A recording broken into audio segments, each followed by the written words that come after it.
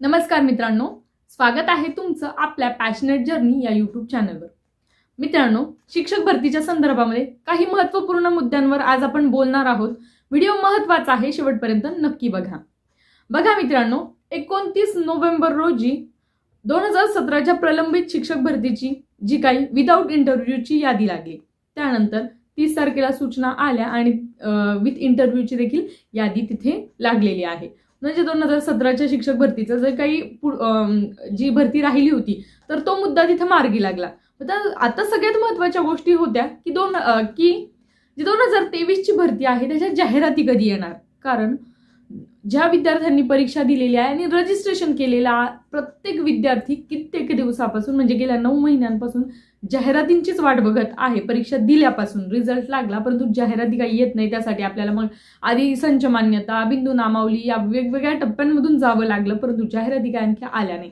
त्या संदर्भामध्ये पुणे आयुक्त कार्यालयासमोर संतोष लष्करे सर यांनी अन्नत्याग उपोषण देखील केलेलं होतं। बस 6 ते 7 दिवस त्यांनी तिथे उपोषण केलं होतं, परंतु तरी देखील जाहिराती आल्या नाही। मग जाहिराती का नाही आल्या तर तुम्हाला माहित होतं की आंतरजिल्हा बदलीचा टप्पा बाकी होता।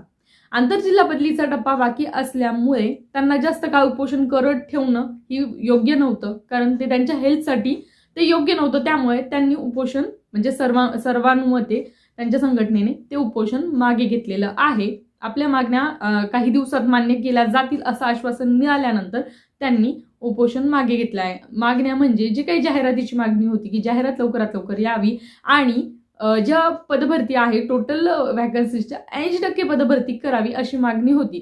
तर आयुक्त कार्यालयामधून हे सांगितलं गेलेलं आहे की जाहिराती आम्ही एनी हाऊ कंडिशन 9 तारखेपर्यंत जाहिराती येतील, परंतु खरंच 9 तारखेपर्यंत जाहिराती येतील का या संदर्भातच आपण बोलणार की नेमकं जाहिराती कधीपर्यंत येऊ शकतात।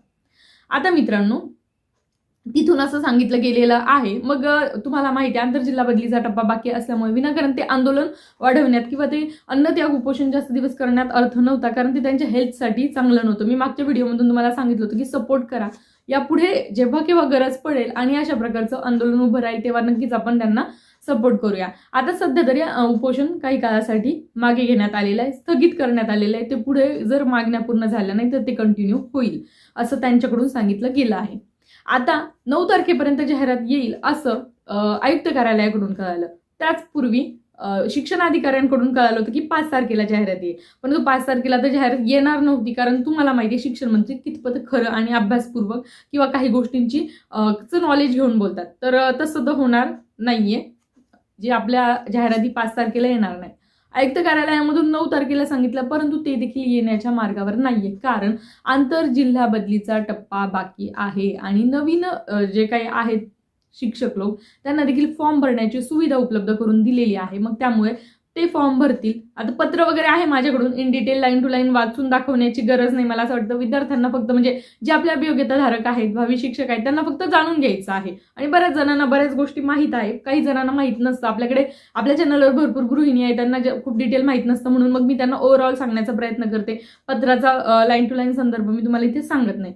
तर अशा गोष्टी आहे। त्यांनी खरं पाहायला गेलं तर शिक्षक बदलीची जी प्रक्रिया आहे ना, फॉर्म भरल्यानंतर अगदी 2 दिवसात देखील होऊ शकते। ही रियालिटी आहे मित्रांनो, ही रियालिटी आहे की 2 दिवसामध्ये होऊ शकते, परंतु हे करण्यासाठी तेवढं त्यांनी एफर्ट्स दिले पाहिजे, अधिकाऱ्यांनी तेवढे एफर्ट्स दिले पाहिजे जेणेकरून 9 तारखेपर्यंत जाहिरात येईल।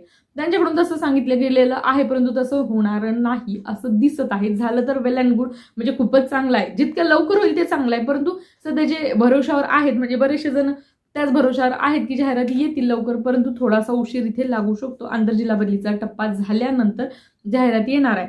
आता आंतरजिल्हा बदलीचा टप्पा हे किती लवकर करता यावर जाहिराती डिपेंड आहे। जितक्या लवकरात लवकर आंतरजिल्हा बदलीचा टप्पा होईल त्यानंतर मग रोस्टरमध्ये थोडेफार चेंजेस होऊन ते कंप्लीट करून मग जाहिराती येतील, तर यासाठी जास्त कालावधी लागू शकतो। आता आपण लमसमही कालावधी सांगू शकत नाही, कारण हे अधिकारी काम कितपत लवकर करतात त्यावर ते डिपेंड आहे।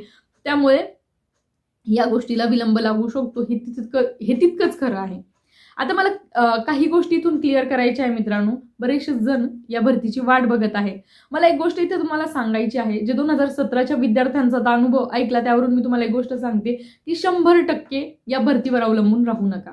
जरी तुमचं वय जास्त झालं असेल तरी देखील 100% या शिक्षक भरतीवर अवलंबून राहू नका. याचं कारण असं की आता देखील प्रलंबित शिक्षक भरतीचा जो दुसरा राऊंड झाला त्यामध्ये देखील काही विद्यार्थ्यांना खूप चांगले मार्क होते, ओबीसी वगैरे ओपन 135 पर्यंत मार्क होते, तरी देखील त्यांचा नंबर लागलेला नाही, विदाऊट इंटरव्ह्यूमध्ये लागलेला नाही. मग अशा गोष्टी होतात की पुन्हा त्यांची निराशा झाली. आता माझी सैनिकांचा राऊंड केव्हा होणार त्याबद्दल कुणालाच काहीच माहिती नाही आहे. होणार आहे एवढं कळालेलं आहे, कारण नोटिफिकेशनमध्ये ते आहे, परंतु ते केव्हा होणार, कारण तो राऊंड हा जेव्हा संस्थांच्या मुलाखतीच्या अगोदर झाला असता तर विद्यार्थ्यांना जास्त फायदा झाला असता. परंतु सध्या आता त्या गोष्टीकडे पूर्णतः दुर्लक्ष करून आंतरजिल्हा बदली करून नवीन जाहिरातीकडे लक्ष आहे. त्यामुळे आता सर्वच विद्यार्थ्यांचं नवीन जाहिरातीकडे लक्ष आहे.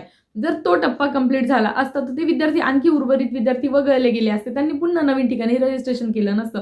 परंतु विद्यार्थ्यांच्या हिताचा विचार हे शासन आणि प्रशासन करत नाही. त्यामुळे मी तुम्हाला सांगते, पूर्णतः अवलंबून राहू नका, कारण शिक्षक भरती ही वर्षानुवर्ष चालणारी प्रक्रिया आहे असं मी म्हणेल. म्हणजे जी गोष्ट महिना दीड महिन्यामध्ये होऊ शकते ती गोष्ट ते कंप्लीट करत नाहीयेत, ही रियालिटी आहे. त्यामुळे शिक्षण आयुक्त कार्य, जर शिक्षण मंत्री सातत्याने 30,000 जागांबद्दल बोलत होते, जागा खरोखर रिक्त आहे, परंतु जागा पूर्ण भरण्याचा शासनाचा मानस नाहीये. 30,000 जागांबद्दल जरी शिक्षण मंत्री पहिल्यापासून बोलत असले तरी 30,000 जागा हे भरणार नाहीयेत. शिक्षण आयुक्त कार्यालयाकडून 20,000 जागांबद्दल कळालेलं आहे, परंतु त्या 20च्या 10 किंवा 15 कधी होतील हे समजणार नाही.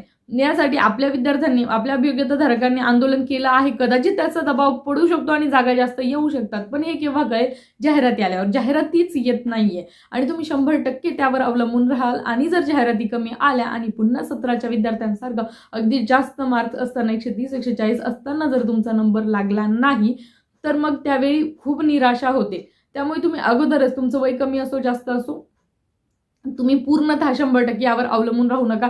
हे मी तुम्हाला खरंच तळमळीने सांगेल, कारण की त्यावेळी विद्यार्थ्यांची खूप निराशा होते. आता राहिला मुद्दा जागा किती येतील, काय येतील, तर जागांबद्दल आपण सांगू शकत नाही. तिथून 20 सांगितलं तरी त्या 20 पूर्ण येतील याची खात्री नाहीये, कारण शासनाने आणि प्रशासनाने कधीच विद्यार्थ्यांच्या बाजूने विचार केलेला नाही. महाराष्ट्रात तरी बिहारसारखी सिच्युएशन आपल्याकडे नाही. त्यांनी एक्झाम घेतली, एवढ्या मोठ्या पदांची भरती देखील केली ना. आपल्याकडे 65,000चं नुसतं आश्वासन दिलं. 65,000च्या 80%, 55,000 विद्यार्थी कित्येक दिवसांपासून आझाद मैदानावर झालं. पावसामध्ये काही जणांनी आंदोलन केलं. मागे 1-1.5 महिना आपल्या आयुक्त कार्यालयासमोर विद्यार्थ्यांनी आंदोलन केलं. सगळ्या पद्धतीच्या गोष्टी केल्या, परंतु तरी देखील त्यांच्याकडून 55,000 भरती आम्ही करू, पण 55 काय 50 काय त्याबद्दल काही सांगितलं नाही. 30-20 करू, 30-20 करू, पण 30,000 देखील पहिल्या टप्प्यात होत नाहीये. आणि काय गोष्टी होतात की खरंच विद्यार्थी आपल्या अभियोग्यताधारक त्यावर अवलंबून असतात. आणखी एक गोष्ट मी तुम्हाला सांगेल, आता 2017च्या भरतीचा कट ऑफ बऱ्याच जणांना माहित होता, त्याच्या कॅटेगरीचा माहित होता. परंतु ज्यावेळेस आता याद्या लागल्या ना मित्रांनो, जो कट ऑफ होता, कट ऑफ पेक्षा जास्त मार्कवाले विद्यार्थी तिथे आढळून आले. मग आता हे जास्त मार्कवाले कसे राहिले? कदाचित त्यांनी रजिस्ट्रेशन केलं नसावं, हे मान्य करू आपण. कदाचित ते दुसऱ्या जॉबवर असावे, ते मान्य करू आपण. परंतु जर ते समजा दुसऱ्या गव्हर्नमेंट जॉबवर असतील तर ते 3 वर्ष त्यांचे वाया गेले. म्हणजे त्यांनी 19ला जॉईनिंग मिळाली असती, ते 4 वर्ष, हे 3 वर्ष, 7 वर्ष वाया घालून विद्यार्थी पुन्हा येईल का?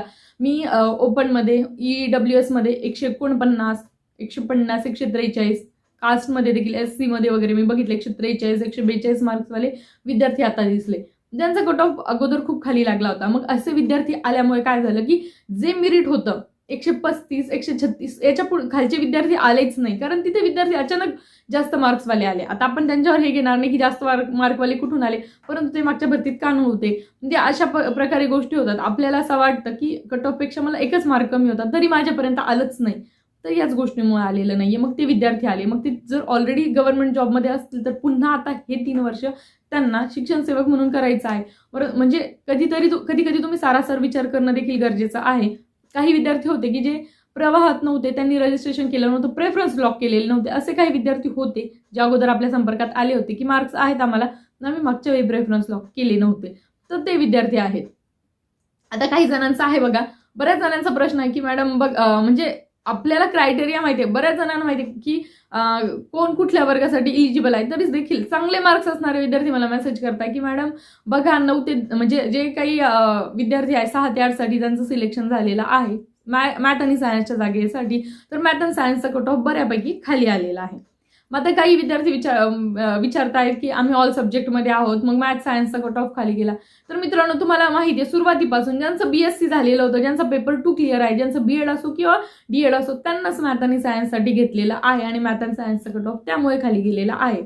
आता खरं तर मॅथ सायन्सच्या जागा ह्या मागच्याच भरतीमध्ये भरल्या गेल्या पाहिजे होत्या, कारण त्यावेळी असं सांगितलं गेलं होतं की विद्यार्थी मिळाले नाही म्हणून मॅथ सायन्सच्या जागा रिकाम्या राहिल्या. मग आता तर विद्यार्थी मिळाले कसे? कारण तेच विद्यार्थी आहेत, ते काही वेगळे विद्यार्थी नाही, तेच आहेत.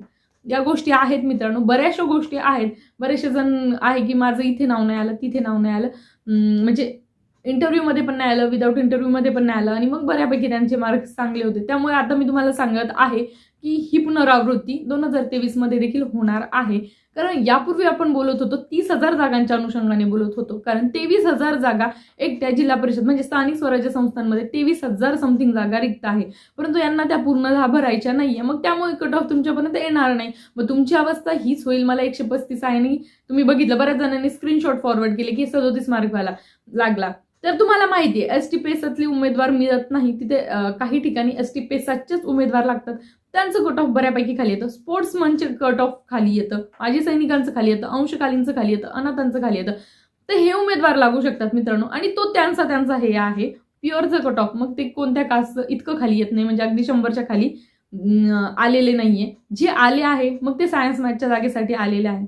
लँग्वेजेसच्या जागा यावेळी नव्हत्या, आणि मागच्या वेळी सांगितलं होतं की सायन्स मॅथच्या जागा होत्या, त्यांचं आलेलं आहे बऱ्यापैकी. काही ठिकाणी मी 87 वाला पण बघितलाय की जॉईन झाला आहे, मग तो सायन्स मॅथसाठी. तर त्यांचं क्रायटेरिया आहे मित्रांनो, तुमचं BSc झालेलंच पाहिजे सायन्समध्ये, आणि तुमचा DEd किंवा BEd पाहिजे, तुमचा पेपर 2 क्लिअरच पाहिजे. जर तुम्ही हा क्रायटेरिया पूर्ण केला असेल आणि तुम्हाला कमी मार्क्स देखील असतील तर मग तुमचं सिलेक्शन होईल. हा क्रायटेरिया त्यांचा होता. म्हणजे ज्या क्रायटेरियामध्ये आहे ते सगळ्यात हाय कट ऑफ कुणाचा लागला तर 1 ते 5चा. जे सगळे म्हणतायत ना की 1 ते 5 1 ते 5 1 ते 5चा कट ऑफ हाय लागला. मग ही सेम गोष्ट इतिहासाची पुनरावृत्ती होणार आहे. सेम गोष्ट होणार आहे. 1 ते 5चा कट ऑफ हायच लागणार आहे. 1 ते 5चा कट ऑफ, कारण जागा तेवढ्या नाहीये. 30,000 जागा आपण जेव्हा सांगत होतो तेव्हा गोष्टी होत्या. त्यानंतर 6 ते 8च्या जागा ज्या आहेत त्या प्रमोशनने काही गेलेल्या आहेत, त्यामुळे तिथलाही कट ऑफ हाय लागणार आहे. म्हणजे आणि वरच्या जागा कमी असतात, त्यामुळे कट ऑफ हाय लागणार आहे, कारण जागा कमी आहे. कट ऑफ लो तेव्हाच लागणार होता जेव्हा जागा जास्त होत्या. आता आपण म्हणत होतो की 2017चे विद्यार्थी गेले तर 23 मध्ये कट ऑफ कमी लागेल. मित्रांनो, पहिल्या राऊंडमध्ये फक्त 300 विद्यार्थी गेले, आणि काही उर्वरित थोडेफार विद्यार्थी संस्थेवर जातील, कारण संस्थेवाले देखील पूर्णतः भरत नाहीये. हे तुम्हाला रियालिटी आहे. मग तिथे थोडेफार जातील. त्यामुळे एवढा जो 1,60,000 उमेदवारांनी काहीतरी रजिस्ट्रेशन केलेलं आहे, तर त्यापैकी सर्वचे सर्व उमेदवार, म्हणजे त्यापैकी तुम्ही बघा 700-800 उमेदवार जातील. त्यांनी माझ्या सैनिकांचा जो जागेचा राऊंड आहे तो देखील करत नाहीये, म्हणजे केलेला नाहीये. त्यामुळे इतके विद्यार्थी जाणार नाही. त्यामुळे बऱ्यापैकी कॉम्पिटिशन टफच असणार आहे जर जागा कमी काढल्या तर. आता जागा पूर्णतः जाहिरातींवर आहे, म्हणजे किती जाहिरात येतील. आता सध्या आंतरजिल्हा बदलीचा टप्पा आहे, पत्र वगैरे भरपूर निघालेले आहेत. तसे मी टेलिग्राम चॅनलला शेअर केले आहे, तुम्ही तिथे जाऊन बघू शकता. रियालिटी ही आहे. पण तुम्हाला असं वाटत असेल की मला भरपूर मार्क आहे आणि तुमची इच्छा असेल तर पुढे आंदोलन देखील होणार आहे कमी जास्त जागांसाठी, किंवा उशीर लागत असेल तर तुम्ही नक्कीच तिथं सहभागी व्हा. परंतु एक गोष्ट मी तुम्हाला 110% सांगेल की तुम्ही या म्हणजे प्लॅन बी रेडी ठेवा. जसं की आपण MPSC करत असतो. आता यापैकी बऱ्याच जणांनी, माझं म्हणणे 100% विद्यार्थ्यांनी MPSC कधीतरी ट्राय केलीच असेल. तर MPSC करत असताना प्लॅन बी रेडी ठेवावा लागतो. तुम्हाला माहिती आहे भरपूर विद्यार्थी फॉर्म भरतात, 300-350 जागा असतात, बऱ्यापैकी कमी जागा असतात. काही वेळा तर मी बघितलं STIच्या 30-35 जागा असताना देखील विद्यार्थी अभ्यास करतो आणि मग त्यांचा प्लॅन बी रेडी असतो. तर तुम्ही आता परीक्षा तर आपण दिलेली आहे, परंतु 100% अवलंबून राहू नका, एवढं मी तुम्हाला सांगेल. बाकी तर अपडेट मी देण्याचा प्रयत्न करेलच. आता तुम्हाला माहिती आहे 17चे जे 2 राऊंड आहे ते झालेले म्हणजे चालू आहेत. आता तुमचं डॉक्युमेंट व्हेरिफिकेशन, पुन्हा इंटरव्ह्यूज वगैरे होतील आणि सिलेक्शन प्रोसेस, पुढे डॉक्युमेंट व्हेरिफिकेशन, सिलेक्शन प्रोसेस होईल. आता राहिले 23च्या जाहिराती आणखी आलेल्या नाही. राहिला माजी सैनिकांचा राऊंड, त्याबद्दल देखील आणखी सांगितलं गेलेलं नाही. तर माझ्या मते तरी हा जो माजी सैनिकांचा राऊंड हा 23च्या पूर्वी व्हावा, जेणेकरून हे विद्यार्थी पुन्हा 23 मध्ये जाऊन रजिस्ट्रेशन करणार नाही. कारण पुन्हा ते दोन्हीकडे रजिस्ट्रेशन करणार आणि पुन्हा रिक्त अपात्र या गोष्टी होणार. त्यासाठी वेटिंग लिस्ट लावली गेली तर खरंच खूप चांगलं होईल. परंतु शासन खरंच शिक्षक भरतीच्या बाबतीत तरी शासन तितकं त्यांना खरोखर शिक्षक भरती करायची असं हे नाहीये. आता कमी जागांची शिक्षक भरती करणार, ते शिक्षक पुढे 4 वर्ष शिकवणार, एका वर्गाला 2-2, 3-3 शिक्षक शिकवणार आणि पुढच्या 4 वर्षानंतर जेव्हा इलेक्शन येणार तेव्हा हे शिक्षक भरती करणार. ही वास्तविकता आहे. यांना खरोखरच एका वर्गासाठी एक विद्यार्थी एक शिक्षक द्यायचा असता तर गेले 9 महिन्यापासून विद्यार्थ्यांना शिक्षक नाही, विद्यार्थी स्वतः आंदोलन करत आहे. एप्रिल महिन्यामध्ये हे आपण बघितलेलं आहे. शिक्षण मंत्र्यांनी सांगितलं 15 जून रोजी शाळेवर शिक्षक असेल. आता 15 जून काय एक पूर्णतः सेमिस्टर म्हणजे त्यांचं पहिलं सत्र पूर्ण झालं, दुसरं सत्र सुरू झालेलं आहे. त्यामुळे या सत्रात आम्हाला असं वाटत होतं की दुसऱ्या सत्रात शिक्षक जाईल, पण दुसऱ्या सत्रात देखील शिक्षक गेलेला नाही. आता आपण असा विचार केला की नवीन वर्षाच्या पहिल्या दिवशी जाईल तर ते देखील होणार नाही. या पद्धतीने चाललं तर ते देखील होणार नाही. आता मला बरेचसे जण म्हणतील की मॅडम खूप निगेटिव्ह बोलत आहे. मित्रांनो, रियालिटी आहे. यामध्ये जर पॉझिटिव्ह घडलं तर चांगली गोष्ट आहे. रियालिटी फक्त सांगण्याचा प्रयत्न केलाय. कदाचित खूप जणांना निगेटिव्ह वाटू शकतं, परंतु तसं वाटू देऊ नका. रियालिटी कधी समजणं चांगलं असतं. जर यातून चांगलं घडलं तर तुम्हाला नक्कीच आनंद होईल आणि मलाही आनंद होईल की चला आपण म्हणत होतो त्यापेक्षा चांगलं झालं. पण आपण विचार करतो त्यानुसार झालं नाही तर मग खूप जास्त प्रमाणामध्ये माणूस डिप्रेस होतो. आता तुम्ही म्हणसाल हे सांगण्यापेक्षा जास्तच गोष्टी मॅडम इतर गोष्टी सांगत आहे, तर मी फक्त आजच्या व्हिडिओच्या माध्यमातून मला जे काही 2-3 दिवसातले पत्र या गोष्टी त्याबद्दल मग मी विचार केला की आपण विद्यार्थ्यांना सांगावं. पत्राचं लाईन टू लाईन वाचण्यापेक्षा रियालिटी काय हे मी सांगण्याचा आज तुम्हाला प्रयत्न केला. आय होप तुम्हाला गोष्टी क्लिअर झाल्या असतील. पुढे जशा जशा गोष्टी घडतील तशा मी अपडेट देतच राहील.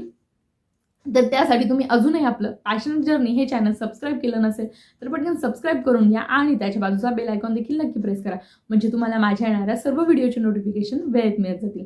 चला तर मग मित्रांनो, पुन्हा भेटूया अशाच नवीन अपडेट सोबत. तोपर्यंत चॅनल सोबत राहा. धन्यवाद.